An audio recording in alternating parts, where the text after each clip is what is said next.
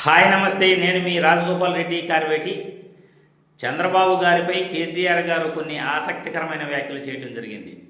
కేసీఆర్ గారు తన ఫామ్ హౌస్లోని కార్యకర్తలతో ఈరోజు సమావేశమై తెలంగాణ గత 10 సంవత్సరాలుగా ఎంతో అభివృద్ధి చెందింది.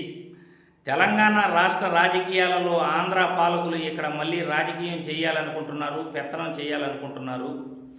మనం తెలంగాణ ఉద్యమం చేసి ఆంధ్ర పాలకుల నుండి తెలంగాణను కాపాడుకున్నాము. ఈరోజు చంద్రబాబు నాయుడు, బీజేపీ మరియు జనసేన వీళ్ళు ముగ్గురు కూడా మళ్ళీ తెలంగాణలో పోటీ చేసి ఇక్కడ వేలు పెట్టాలని చూస్తున్నారు.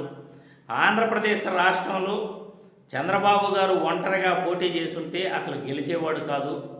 బీజేపీతో జనసేనతో పొత్తుగట్టి ఆయన కూటమిగా వెళ్ళటం వల్ల అక్కడ గెలుపొందటం జరిగింది. కానీ చంద్రబాబు గారికి ఒంటరిగా పోటీ చేసి గెలిచే సత్తా ఆయనకి లేదు అని ఆయన సంచలనమైన వ్యాఖ్యలు చేయడం జరిగింది.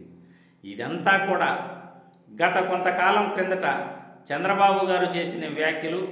తెలంగాణలో జనసేన బీజేపీతో కలిసి ఆయన పోటీ చేయాలని, తెలంగాణ రాష్ట్ర రాజకీయాల్లో కూడా ఆయన చక్రం తిప్పాలని ఆయన గతంలో మాట్లాడిన మాటలపై కేసీఆర్ గారు ఈరోజు కౌంటర్ ఇవ్వడం జరిగింది. చంద్రబాబు గారు తన రాజకీయ ఎత్తుగడలతో రాజకీయం చేస్తుంటాడు.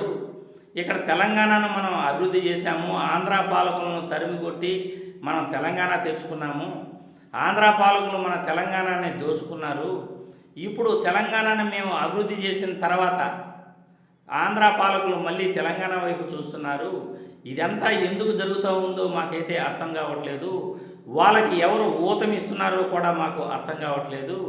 ఇటువంటి శక్తులను మనం కలిసికట్టుగా ఎదుర్కోవాలి. ప్రతి ఒక్కరూ కూడా ఒక కేసీఆర్ లాగా మళ్ళీ ఉద్యమం చేయాల్సిన సమయం ఆసన్నమైంది అంటూ చంద్రబాబు గారిపై ఆయన సంచలనమైన వ్యాఖ్యలను ఆయన చేయటం జరిగింది. చంద్రబాబు గారు ఒంటరిగా పోటీ చేసి కానీ ఉంటే అసలు గెలిచేవాడు కాదు ఆంధ్రప్రదేశ్లో అని కూడా ఆయన చేసిన వ్యాఖ్యలు దుమారం రేపుతున్నాయి.